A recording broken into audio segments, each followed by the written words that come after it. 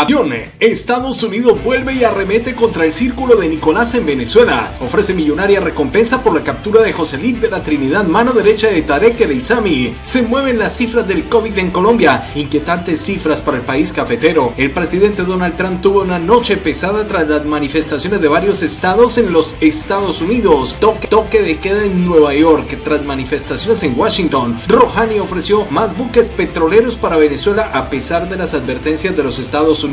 Médico italiano desafía a la OMS y dice que el COVID ya desapareció y que hay que volver a la normalidad. China advierte de arremeter en contra de Donald Trump por dejar de apoyar a la Organización Mundial de la Salud. Congreso en Colombia pide explicaciones al presidente por la presencia de militares estadounidenses en el país. Váyase hasta el final del video, lo ponemos en contexto y arrancamos con la información de la siguiente manera. Muchísima atención porque el gobierno de los Estados Unidos dio un nuevo paso en su esfuerzo por terminar la corrupción y la criminalidad que va ligada al presidente de Venezuela, al ofrecer una recompensa de $5 millones por la información que conduzca al arresto o condena de José Trinidad Ramírez Camacho, mano derecha de Tarek El Aissami, ministro del petróleo chavista, que también está sancionado por los Estados Unidos efectivamente por narcoterrorismo. El Departamento de Inmigración y Aduanas de los Estados Unidos, a través de su Departamento de Investigaciones de Seguridad Nacional, anunció que el funcionario venezolano fue incluido en la lista de los más buscados de la agencia tras una investigación llevada a cabo por la Fuerza de Tarea de Crímenes Financieros de El Dorado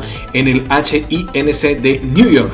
A través del programa de recompensas, las autoridades norteamericanas ofrecen hasta $5 millones por información que conduzca al arresto o condena de José de la Trinidad Ramírez Camacho, un funcionario del gobierno venezolano acusado de tener profundos lazos políticos, sociales y económicos múltiples con supuestos capos de Venezuela, incluyendo Tarek El Aissami. Ramírez Camacho, quien es actualmente el superintendente de la criptografía de Venezuela, ha sido acusado en el Distrito Sur de Nueva York de lavado de fondos ilícitos mientras ocupaba cargos públicos en el gobierno de Venezuela. Junto con el programa de recompensas, más de 75 personas al margen de la ley importantes han sido llevados ante la justicia desde que comenzaron estos programas en 1986. El Departamento de Estado ha pagado más de $130 millones en recompensas por información a que conduzcan a estas detenciones, señaló el Departamento de Estado según la CNN. Cambiamos de noticia, muchísima atención porque desde Medio Oriente hemos conocido y a través de Europa Press y EFE que el gobierno que dirige Hassan Rouhani ofreció este lunes enviar más barcos con petróleo a Venezuela si así lo solicita el ejecutivo de Nicolás Maduro, en plena polémica interna en el país sudamericano por la reciente llegada de los vuelos y embarcaciones iraníes con combustible y por la subida del precio de la gasolina. Si Venezuela hace una nueva petición de mercancía, enviaremos más mercancía, dijo el portavoz del Ministerio de Relaciones Exteriores iraní, Abbas Mousavi, que ha defendido que estos acuerdos forman parte legítimo del comercio internacional. El gobierno de los Estados Unidos ha amenazado con tomar medidas contra estos acuerdos entre dos países con los que Washington ha impuesto varias rondas de sanciones. Los estadounidenses no pueden tolerarlo porque están acostumbrados a acosar y a saltarse la ley, afirmó Mousavi. El sábado, Nicolás anunció un nuevo plan de distribución de gasolina a partir del 1 de junio que implica un alza en el precio de la gasolina, abriendo 200 nuevas gasolineras que venderán combustible a precio internacional de $0,5, es decir, 0,45 euros por litro. La tensión recrudece entre Teherán y Washington, dos viejos adversarios desde 2018, cuando el presidente Donald Trump abandonó el acuerdo nuclear de Irán en 2015 y volvió a imponer sanciones que han golpeado la economía de la nación islámica. Cambiamos de noticias, mucha atención porque mientras manifestantes se congregaban frente a la Casa Blanca el viernes en la noche en Washington, el presidente Donald Trump fue llevado brevemente a un refugio subterráneo según un funcionario de la Casa Blanca y una fuente policial. Las fuentes policiales y otras fuentes familiarizadas con los asuntos le dijeron a la CNN que la primera dama Melania Trump y su hijo Barron también fueron llevados al búnker. La segunda fuente le dijo a la CNN que la condición de la Casa Blanca se eleva a la red y el presidente es trasladado al centro de operaciones de emergencia. Melania Trump y Barron Trump y cualquier otro miembro de la familia también serían trasladados. A última hora, en la noche del domingo, la Casa Blanca advirtió a los empleados que deberían ir a trabajar el lunes, que ocultaran sus pases hasta que llegaran al punto de entrada del servicio secreto y ocultar al salir, según el correo correo electrónico que fue visto por la CNN. El correo electrónico también daba órdenes para el estado máximo de teletrabajo y dijo que todavía hay una postura de seguridad elevada debido a las protestas. Donald Trump eligió el servicio secreto al día siguiente por su manejo de las manifestaciones frente a la Casa Blanca en la noche del viernes y que ocurrieron tras el deceso de George F. la semana pasada en Minneapolis. El sábado también, en horas antes de que terminaran las manifestaciones afuera de la Casa Blanca, se declaró salvo cuando arremetió contra la alcaldesa demócrata de la ciudad y planteó la posibilidad de que sus partidarios se reunieran en la noche, en lo que equivaldría a una contramanifestación. En una serie de tweets,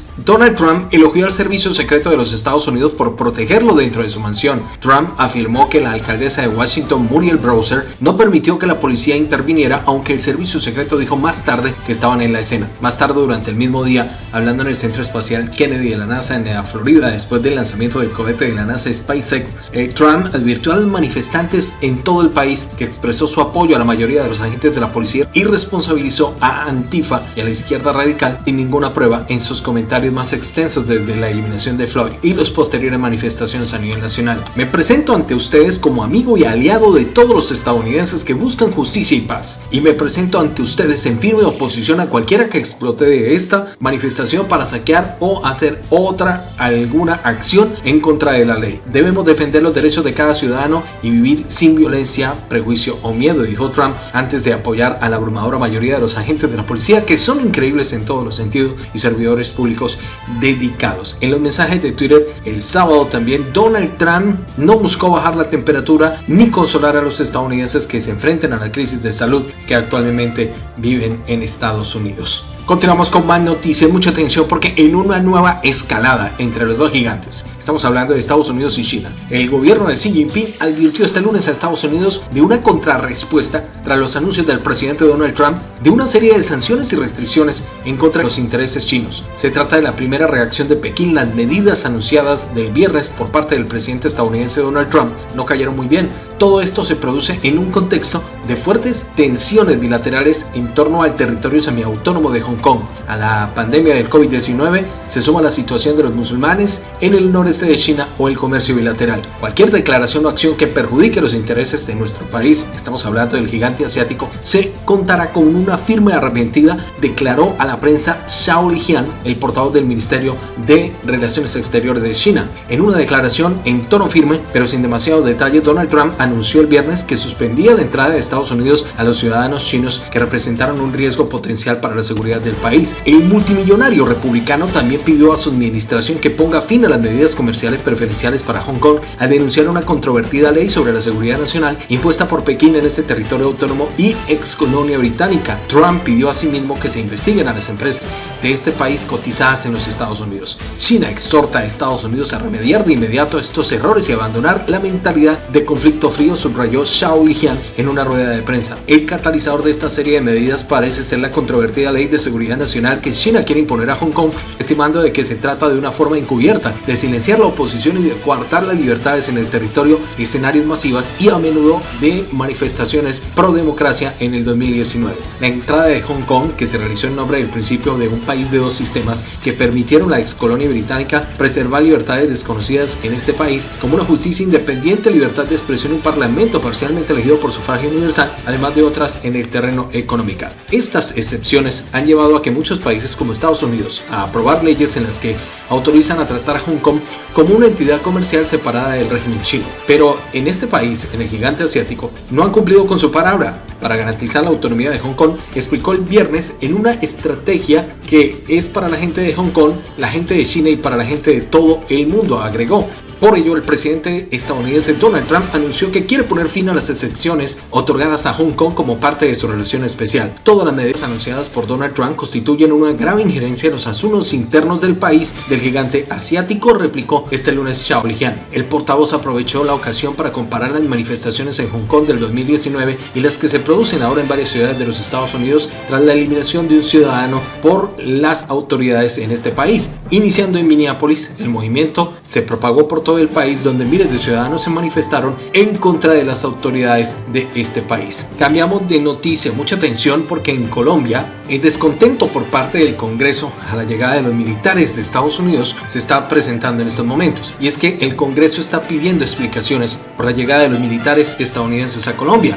Unos 50 congresistas de varias bancadas enviaron una comunicación especial al presidente Iván Duque para que explique las condiciones en las que se desarrolla la asistencia militar extranjera y diga por qué no hizo él mismo el anuncio. Al menos 50 congresistas de 9 partidos políticos enviaron este lunes una carta al presidente Iván Duque Márquez en la que piden explicaciones al gobierno nacional por la llegada de por lo menos 50 militares estadounidenses a territorio colombiano para, según se ha dicho, desde el Ministerio de Defensa se brinde la asistencia en la lucha contra este flagelo en el país. El documento tiene 2 solicitudes específicas. La primera pide al gobierno explicar las razones por las cuales la opinión pública fue informada a través de un comunicado de prensa desde la Embajada de los Estados Unidos de América acerca de la presencia de las tropas en este país, en el territorio nacional, y no por medio de una declaración suya. La segunda se hace en base a lo manifestado por el presidente del Congreso de la República, el senador Lidio García, cuando le reclamó al Ejecutivo de no haber pedido permiso al Legislativo para autorizar el tránsito de las tropas extranjeras en el territorio como lo determina la Constitución Política. Sírvase a la mayor brevedad presentar informe a la Corporación en el que explique de manera detallada la naturaleza, objetivos y condiciones de esta presencia militar extranjera en nuestro país, con el fin de que sea sometido a nuestra consideración, dice la carta enviada a la Presidencia de Colombia. La asistencia militar, según se ha conocido, empezará a regir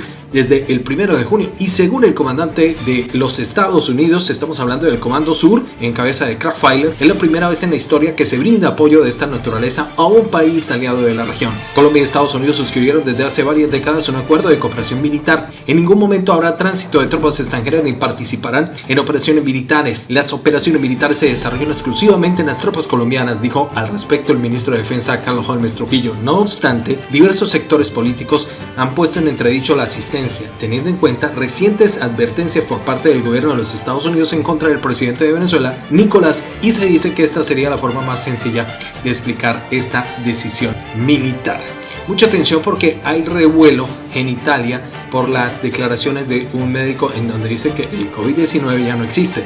¿Cómo dice esta información según la AFP? Pues resulta que desde el punto de vista clínico de que ya no existe el COVID, las pruebas realizadas en los últimos 10 días tienen una carga muy alta de popularidad en comparación a los hisopos realizados hace un mes, afirmó Sangrillo en el programa Media Hora Más de la cadena italiana RAI. A pesar de que se sigue registrando cientos de casos diariamente, el médico manifestó en la televisora que las unidades de cuidados intensivos actualmente están vacías con respecto a pacientes diagnosticados con el COVID.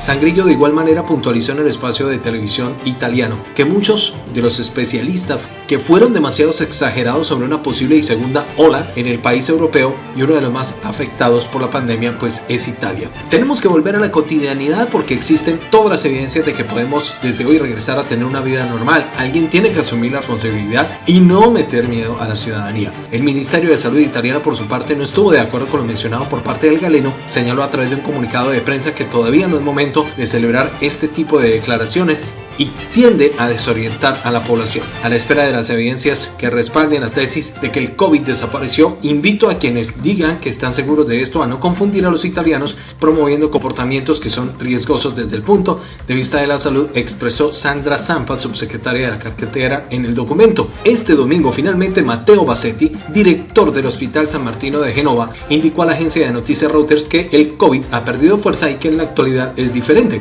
De acuerdo con el último informe oficial publicado por la Protección Civil en Italia, se registraron en las últimas 24 horas 75 decesos asociados al COVID, 355 casos de contagios ya confirmados. Y para cerrar, muchísima atención, nos vamos para Colombia. Este lunes el Ministerio de Salud confirmó 30 nuevos casos de pérdidas de vidas por el COVID-19 en el país, con lo que la cifra asciende a un total de 969 personas que han perdido la vida. Además, el reporte más reciente de la autoridad cuenta con 1.110 pacientes diagnosticados con el COVID en las últimas 24 horas, con lo que el número de casos confirmados llega a 30.493, de los cuales 9.661 se han recuperado. La ciudad más afectada por el COVID es Bogotá, la capital del país, donde se registran 10.370 pacientes con COVID. A nivel mundial son 6.130.085 casos confirmados, 371.875 personas que han perdido la vida, 2.674.114 pacientes que se han recuperado hasta el momento. El país más afectado por el COVID